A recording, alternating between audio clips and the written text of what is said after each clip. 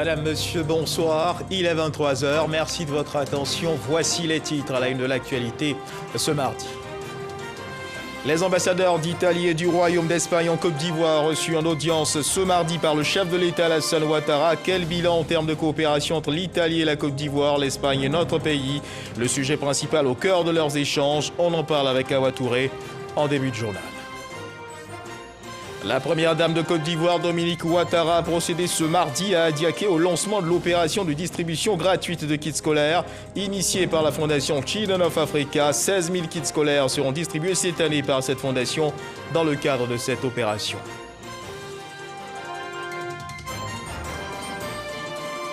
La ministre des Affaires étrangères, Kandia Camara, était à la tribune de l'Assemblée générale de l'ONU. Elle a prononcé un discours au nom du chef de l'État et de la Côte d'Ivoire. Accessibilité pour tous aux vaccins contre la Covid-19, lutte contre le terrorisme, réconciliation en Côte d'Ivoire au menu de son intervention. On en parle dans cette édition. Voilà pour l'essentiel. Oui, bonsoir à tous et merci de nous rejoindre. Direction le palais présidentiel. Le président de la République, Alassane Ouattara, s'est entretenu ce mardi 28 septembre 2021 avec les ambassadeurs d'Italie et du Royaume d'Espagne en Côte d'Ivoire. Au menu des échanges, le bilan de la coopération entre la Côte d'Ivoire et ces deux pays. Les précisions de Awa Touré. En fin de mission, l'ambassadeur du Royaume d'Espagne a dressé le bilan des relations de coopération entre la Côte d'Ivoire et l'Espagne, avant de saluer l'importante contribution du président de la République Alassane Ouattara au renforcement de la coopération entre les deux pays. Tout d'abord, j'ai remercié Monsieur le Président de la République de son attitude envers l'Espagne et de son travail pour renforcer les relations bilatérales. Et j'ai aussi salué son rôle dans la direction de la République de Côte d'Ivoire ces dernières années. Nous avons fait un peu le bilan des relations entre la Côte d'Ivoire et l'Espagne.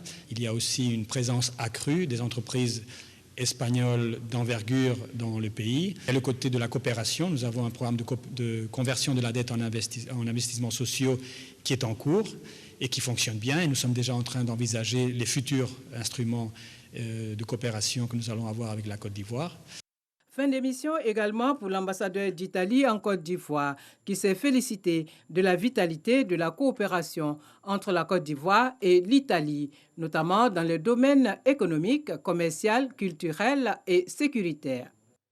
On a conclu beaucoup d'accords entre nos deux pays qui constituent l'architecture qui favorise l'intensification des relations bilatérales. Je pourrais citer des accords en matière de sécurité, en matière de gestion des flux migratoires et surtout les bonnes relations économiques entre nos deux pays. À partir de la découverte majeure de la compagnie pétrolière italienne Eni qui vient de faire au large d'Abidjan, l'Italie et la Côte d'Ivoire sont des pays qui sont destinés à marcher ensemble. Parce que l'Italie est un pays transformateur à vocation agricole et la Côte d'Ivoire est un pays producteur qui a l'ambition de devenir un pays transformateur. Le diplomate italien a par ailleurs indiqué que son pays entend renforcer son appui au programme d'industrialisation de la Côte d'Ivoire. Et puis nous le disions dans les titres, 16 000 kits scolaires seront distribués cette année par la fondation Children of Africa dans le cadre de l'opération de distribution gratuite de kits scolaires initiée par cette fondation. Ce matin, la première dame de Côte d'Ivoire, Dominique Ouattara, a procédé à Adiaké au lancement de l'opération de distribution gratuite de kits scolaires initiée par la fondation Children of Africa. Viviane Haïma. La distribution gratuite de kits scolaires à chaque rentrée aux élèves démunis de Côte d'Ivoire s'inscrit depuis de nombreuses années dans les actions sociales de la Fondation Children of Africa de la première dame de Côte d'Ivoire, Dominique Ouattara. Pour cette nouvelle année scolaire, le lancement de cette opération a eu lieu ce mardi 28 septembre à Adiaké, en présence de la première dame de Côte d'Ivoire, Dominique Ouattara, qui a tenu à donner elle-même le coup d'envoi, et ce malgré la pandémie de la Covid-19. C'est aussi avec une réelle joie que les populations ont accueilli sa présence au milieu d'elles. Cette cérémonie de lancement de la distribution gratuite de kits scolaires est toujours un événement important.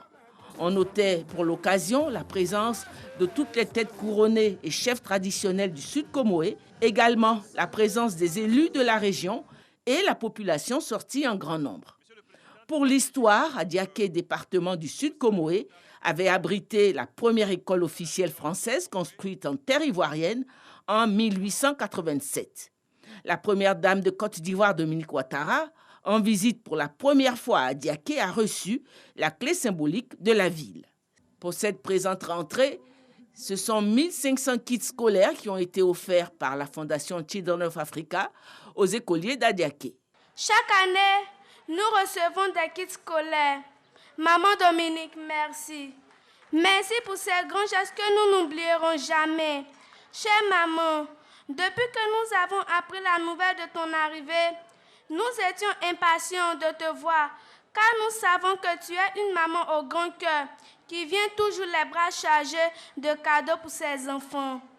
Madame la Première Dame, nous vous remercions pour tout ce que vous faites pour l'école en général depuis plus de 10 ans et en particulier pour le préscolaire et le primaire à Adiaké.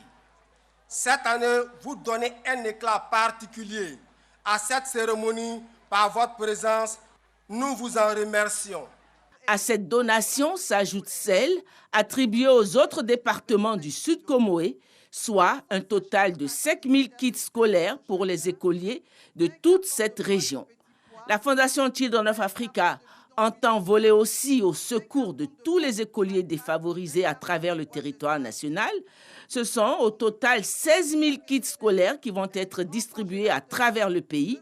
Saluant la générosité des donateurs de sa fondation, dont les contributions ont permis l'achat des milliers de kits scolaires en cette rentrée des classes, la Première Dame de Côte d'Ivoire a fait une adresse aux parents et aux élèves. Pour cette rentrée scolaire 2021-2022, la Fondation Children of Africa offre 16 000 kits scolaires aux enfants défavorisés de 40 localités et une dizaine d'associations et ONG à travers la Côte d'Ivoire. Ces kits sont composés de cartables, de fournitures scolaires et de livres de renforcement. À cela s'ajoutent des dons en vivres et non-vivres, ainsi que l'équipement des maternelles en jeux extérieurs et en jeux éducatifs destinés aux écoles d'Adiaké. Le montant total des kits scolaires et dons en nature s'élève à 50 millions de francs CFA. Chers parents d'élèves, je voulais vous traduire tout mon soutien. Vous pouvez être fiers des efforts que vous consentez pour la réussite de vos enfants. Vous avez tous mes encouragements. La Fondation Children of Africa vous apporte ces kits scolaires pour vous aider à aborder sereinement la rentrée scolaire. Chers enfants d'Adiaké, vous êtes l'avenir de notre pays. Vous êtes l'espoir de vos familles. Continuez d'être sages et de bien travailler à l'école afin de réussir vos études. Ainsi, vous ferez la fierté de vos parents et l'honneur de notre pays. Bonne année scolaire à toutes et à tous. Je vous embrasse bien fort. En plus des 50 millions de francs qu'ont coûté les kits scolaires et les divers dons en nature, la Première Dame a fait un don en espèces de 10 500 000 francs aux populations. Adiaké reconnaissante a offert de son côté des pagnes de grand prix et de nombreux vivres à son illustre hôte. 3 sacs d'ananas. D'Amérique, l'audience que lui a accordée hier lundi le secrétaire général de l'ONU, la ministre des Affaires étrangères, Kandia Camara, était à la tribune de l'Assemblée générale de l'ONU. Kandia Camara a prononcé un discours au nom du président de la République, Alassane Ouattara, et de la Côte d'Ivoire à l'Assemblée générale. Une déclaration au cours de laquelle elle a abordé plusieurs sujets dans l'accessibilité pour tous aux vaccins contre la Covid-19, la lutte contre le terrorisme, la réconciliation en Côte d'Ivoire. Le point de cette intervention avec Michel Digré. Je donne maintenant la parole à son Excellence Madame Kandia Kamisoko Camara, ministre d'État, ministre des Affaires étrangères, de l'intégration africaine et de la diaspora de Côte d'Ivoire. C'est le représentant permanent de la Côte d'Ivoire auprès de l'ONU, l'ambassadeur Adam Kakou, qui introduit le tour de parole de la ministre Kandia Camara.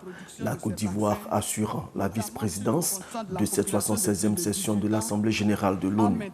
À l'entame de son discours, la ministre des Affaires étrangères de Côte d'Ivoire plaide pour un accès équitable aux vaccins. En dépit des efforts constants déployés par nos États, l'ensemble de la communauté internationale et le monde scientifique pour endiguer la pandémie de la Covid-19, cette crise sanitaire persiste. Elle prend au demeurant des proportions inquiétantes avec l'apparition de nouveaux variants plus contagieux et tout aussi mortels que les précédents. Ces nouveaux variants constituent un réel défi pour la mise en œuvre des plans de riposte, aussi bien à l'échelle mondiale que dans les pays en développement. Il est indéniable qu'à ce stade de la lutte contre la pandémie de la COVID-19, les vaccins constituent un réel espoir. Nous devons en conséquence amplifier les initiatives nationales et renforcer davantage l'action collective par la coopération et la mutualisation de nos moyens de lutte et garantir également l'accès équitable de tous aux différents vaccins. Une synergie d'action pour venir à bout de la COVID-19, mais ne surtout pas perdre de vue les menaces sécuritaires auxquelles le monde est confronté. Les défis sécuritaires multiformes et complexes ont dans certaines régions du monde été amplifiés par la pandémie de la COVID-19. C'est le cas de la sous-région ouest africaine et du Sahara, où depuis le début de la crise sanitaire, l'on assiste à une recrudescence des attaques terroristes toujours plus meurtrières. En Côte d'Ivoire, nous avons enregistré depuis le début de cette année 2021 pas moins de 5 attaques ayant occasionné de nombreuses victimes. Fort heureusement, plusieurs autres attaques terroristes ont été déjouées grâce à la vigilance et à la vaillance de nos forces de défense et de sécurité. Ces menaces à la paix et à la stabilité de nos États commandent, en raison de leur nature transfrontière, d'intensifier la coopération sous-régionale, régionale et internationale. La mise en œuvre effective des priorités énoncées dans la stratégie antiterroriste mondiale et de la Convention des Nations Unies contre la criminalité transnationale organisée constituerait de ce point de vue un pas décisif.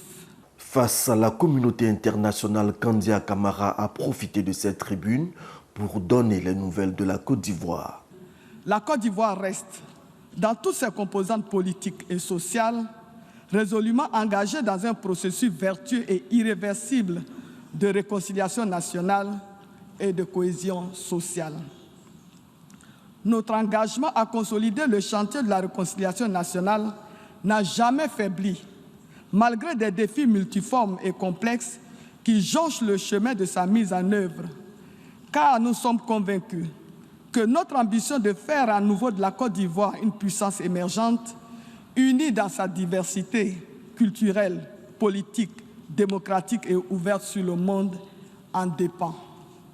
C'est pourquoi le gouvernement ivoirien continue d'œuvrer avec toutes les forces vives de la nation à consolider davantage la dynamique actuelle de réconciliation nationale pour laquelle aucun sacrifice n'est trop grand.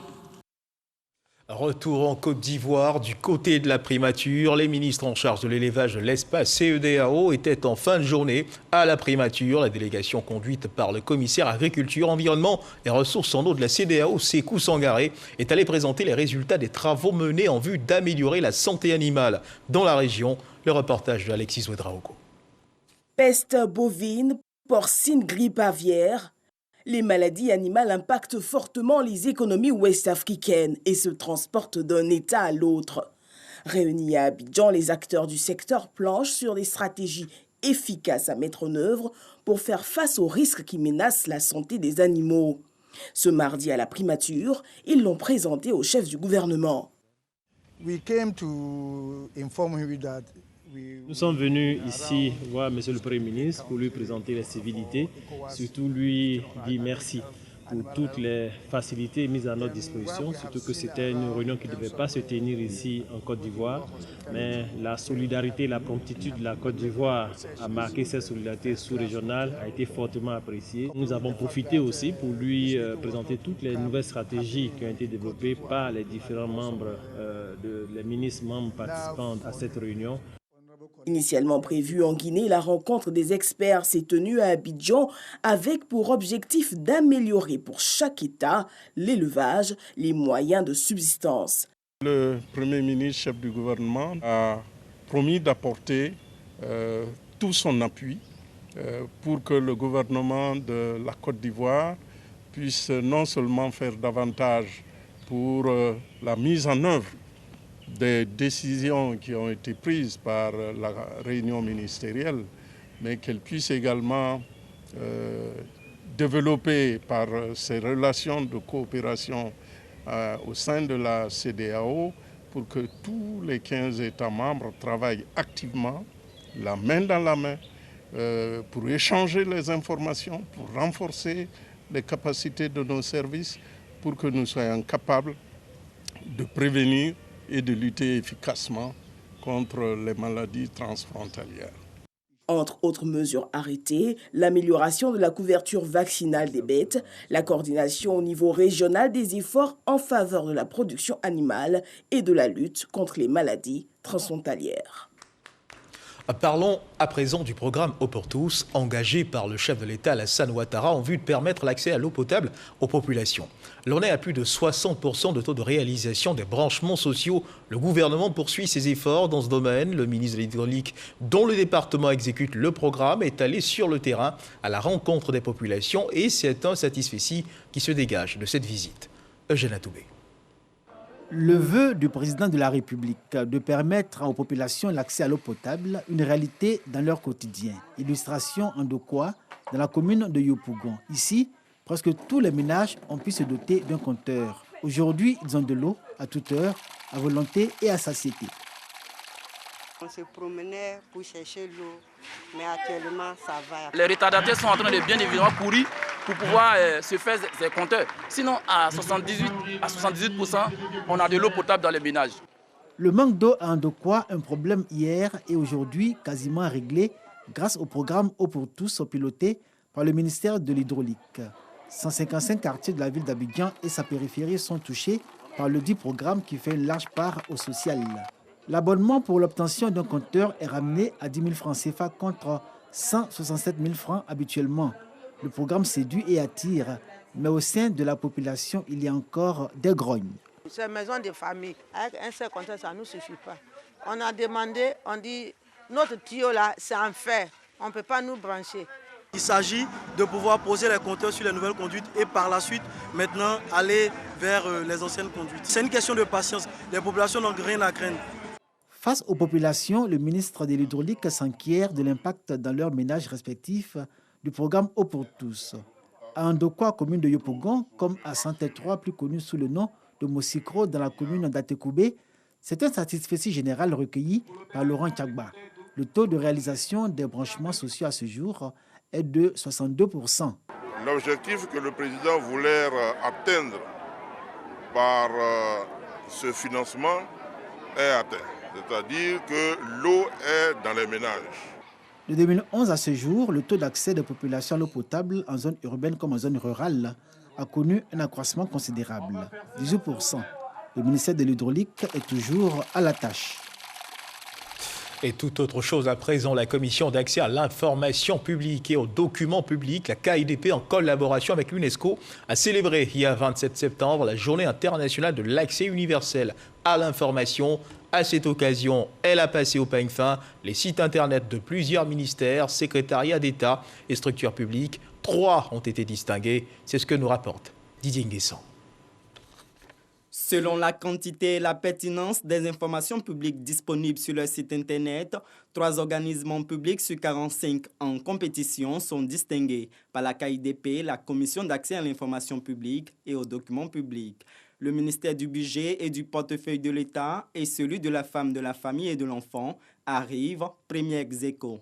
Ils sont talonnés à la 3e place par le ministère de la Promotion des PME, de l'artisanat et de la transformation du secteur informel. Nous sommes à la 6e journée internationale de l'accès universel à l'information. La quasi-totalité des mécanismes internationaux de bonne gouvernance auxquels la Côte d'Ivoire a adhéré veulent s'assurer que les citoyens peuvent librement accéder aux informations publiques afin de forger leur propre opinion sur la gestion des affaires de l'État. Si l'on veut édifier des sociétés inclusives du savoir, l'accès à l'information est essentiel pour permettre à tous les citoyens, sans exception, de participer et de devenir des membres créatifs et productifs de la société. Un jury mis en place par la commission a annoncé par la voix de Habiba Dambélé les 5 meilleures productions journalistiques ayant sollicité le mécanisme de la KIDP. Avec cette loi d'accès à l'information, nous avons utilisé simplement les outils mis à disposition, le cadre juridique institutionnel. Nous avons adressé des courriers à des institutions. Nous sommes allés voir des institutions pour avoir des chiffres, pour avoir des références, parce qu'il fallait donner l'information, la bonne information. Obligation est donc faite aux organismes publics de faire preuve de transparence dans l'accès à l'information publique et la tutelle y veille. Le droit de chercher, de recevoir de l'information. Faire mieux prendre conscience de ce que ce droit à l'accès à l'information est important. C'est un droit important donc de la personne humaine et qui est nécessaire à la jouissance de tous les autres droits. Le directeur général des Ivoiriens de l'extérieur, Isiaka Konaté, a entretenu le public sur l'accès à l'information et migration. Dans le centre de la Côte d'Ivoire, la ville de Yamoussoukro, le maire de cette commune, Yanabe Kouakou Adiojan, offre de nouveaux bâtiments scolaires au village de Ngatakro. Ce bâtiment comprend des classes, des bureaux et des toilettes. Coût global de réalisation 75 millions de francs CFA. Souleymane Donisangui, Franck Quadio. C'est dans la joie et la ferveur que le village de Ngatakro a accueilli le maire et le conseil municipal de Yamoussoukro qui offre aux populations de cette localité une école de 6 classes et 3 bureaux pour les enseignants. Déjà en 2020, l'équipe municipale s'était rendue à l'EPPC 4 et à l'école confessionnelle islamique Nadjawal Fala de Djoulakro pour distribuer des kits scolaires et des tables à bancs. Au nom de mon inspecteur qui est absent, je voudrais dire merci au conseil municipal et en particulier au maire Kouakou Adiojan. Merci pour l'œuvre qu'il vient de nous donner. Merci aussi pour les fournitures scolaires qu'il vient d'offrir aux enfants de Ngatakro. En 2019, 41 000 kits scolaires d'une valeur de 18 millions de francs CFA ont été distribués aux écoles primaires de la commune ainsi que des boîtes de craie pour les enseignants des 223 classes. Le conseil municipal a pris la bonne habitude chaque rentrée scolaire d'aider les parents d'élèves dans les villages, dans les campements, d'aider à scolariser les enfants, les futurs dirigeants de la Côte d'Ivoire.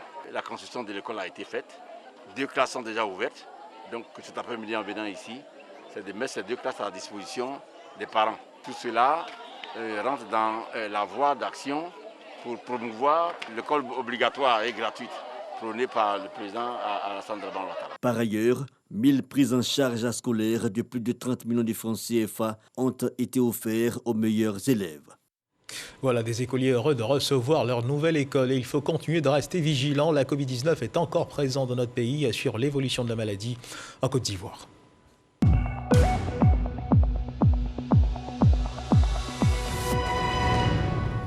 Le ministère de la Santé et de l'Hygiène publique et de la couverture maladie universelle a enregistré ce mardi 28 septembre 2021 43 nouveaux cas de Covid-19 sur 3451 échantillons prélevés, soit 1,2% de cas positifs, 111 guéris et 4 décès. À la date donc du 28 septembre 2021, la Côte d'Ivoire compte donc 60 020 cas confirmés, dont 57 717 personnes guéries, 611 décès et 1692 cas actifs. Le nombre total d'échantillons est de 1 7 611. Le 27 septembre, 43 043 doses de vaccins ont été administrées, soit un total de 2 30 455 doses. Du 1er mars au 27 septembre, le ministre de la Santé, de l'Hygiène publique, de la couverture maladie universelle invite toutes les personnes âgées de plus de 18 ans à se faire vacciner dans les centres de vaccination. La vaccination contre la Covid-19, qui, rappelons-le, est gratuite et volontaire. Le ministre de la Santé, de l'Hygiène publique, de la couverture maladie universelle, Pierre Ngoudamba, a réceptionné hier lundi 27 septembre 2021 à l'aéroport Houphouët-Boigny d'Abidjan 391 200 doses de vaccins AstraZeneca en présence du représentant de l'UNICEF, avec ce lot de vaccins dont du gouvernement suédois par le biais de l'initiative COVAX. La Côte d'Ivoire tient à faire face à la reconnaissance des cas d'infection liés à la Covid-19 et à renforcer la mixité vaccinale. Orphée Conan, Sylvestre Nguessan, Franck Quadio. Tarmac de l'aéroport Félix Houphouët-Boigny.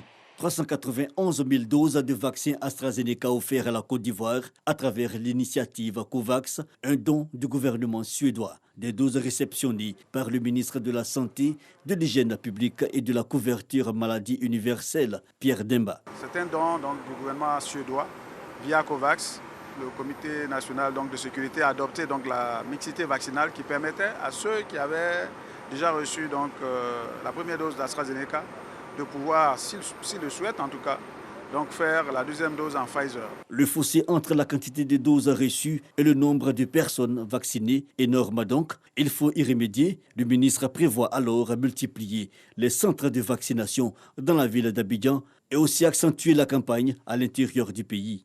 Avec cette réception, nous avons franchi la barre de 4 200 000 doses de vaccins reçus.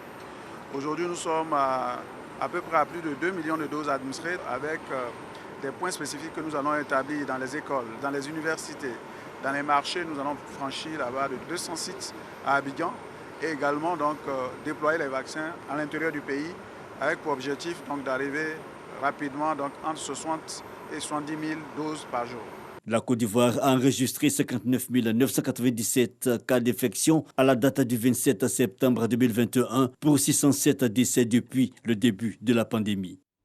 Et dans le nord de la Côte d'Ivoire, dans la sous-préfecture de Kawara, département de Ouangolo-Dougou, les populations font de la cohésion sociale un moyen efficace pour leur bien-être. Dans le village de Mamié-Dougou, une journée a été organisée récemment, journée dédiée à la cohésion sociale, une occasion pour les populations de se retrouver autour de questions d'intérêt commun. Kader Sogodogo. Place publique du village de Mamié-Dougou.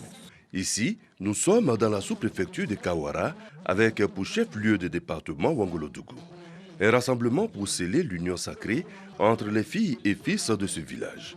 À Mamié-Dougou, les populations font de la cohésion sociale un impératif au développement. Pour sortir de l'ornière, il faudra se serrer les coudes tout en faisant taire les rancœurs. Nous vous disons encore merci pour l'effort que vous avez consenti à notre égard afin que nous puissions nous épanouir en ce jour. Par la même occasion, l'association des élèves et étudiants de Mamié-Dougou message de vous faire certaines doléances, à savoir la réhabilitation du bâtiment de l'école, la construction d'un second bâtiment, la fourniture des tables bancs et l'amélioration de la cantine scolaire à travers des kits alimentaires. Les populations pourront désormais compter sur les autorités locales dans toutes leurs initiatives. Oui, chers parents, aucun sacrifice n'est de trop pour la paix et le vivre ensemble. Nous devons être des artisans de paix et des ambassadeurs de cohésion. Nous devons emprunter le chemin tracé par le président de la République, son Excellence Alassane Ouattara. Nous emboîtons le pas à notre jeunesse qui nous appelle vivement à la paix, à la cohésion sociale, gage de tout développement. De nombreuses danses ont contribué à l'aspect festif de la journée de la cohésion sociale à Mamié-Dougou. Et en politique, l'UDPCI, l'Union pour la démocratie et la paix en Côte d'Ivoire, a tenu la deuxième session de son comité central le 25 septembre dernier. La rencontre a vu la participation de nombreux responsables du parti. Elle a été présidée par Albert Mabry-Touakeus, président de l'UDPCI, qui a félicité l'ensemble des militants et les élus pour leur mobilisation. Il a aussi annoncé la célébration de 20 ans d'existence du parti le samedi 13 novembre 2021 prochain. Konaté Moussa. Deuxième session du comité central de l'UDPCI, Union pour la démocratie et la paix en Côte d'Ivoire. La rencontre présidée par Albert Mabry-Touakeus, le président du parti. Toute une journée d'échanges, plusieurs sujets abordés, entre autres la restructuration du parti et le bilan des législatives récentes. Le comité central se félicite de la brillante participation du parti aux élections législatives du 6 mars, sanctionnée par l'élection de 8 députés sous la bannière de l'UDPCI. Cela a permis à notre parti d'avoir un groupe parlementaire à l'Assemblée nationale. Face aux défis à court et moyen terme, et dans le but de redynamiser davantage les actions du parti, le comité central autorise le président du parti à prendre des mesures transitoires suivantes. La nomination des secrétaires départementaux en attendant la désignation des coordinateurs départementaux, avec une équipe de 5 collaborateurs. La nomination des secrétaires régionaux 100 collaborateurs en dehors des secrétaires départementaux qui les secondent désormais. La nomination des commissaires aux comptes. Dans son adresse aux militants, le président Albert Mabry-Touakus s'est prononcé sur la situation sociopolitique du pays, notamment la sécurité et la réconciliation nationale. Je voudrais saluer l'acquittement et le retour du président Laurent Gbagbo en Côte d'Ivoire et féliciter le président de la République et le gouvernement pour les efforts entrepris dans ce sens. Le processus de réconciliation nationale peut être boosté par ces faits si le dialogue entre les acteurs est une réalité vivante. Au plan de la sécurité, je voudrais féliciter les forces de défense et de sécurité pour les efforts inlassables entrepris contre le terrorisme et l'insécurité, et je salue la mémoire de toutes les victimes d'actes de terrorisme. Créé en 2001, l'UDPCI a 20 ans cette année. Le comité central annonce la célébration des 2 décennies d'existence pour le 13 novembre prochain. Et c'est sur ce champ politique que se referment les pages de cette édition. Merci de nous avoir suivis. Agréable fin de soirée. Dieu garde la Côte d'Ivoire.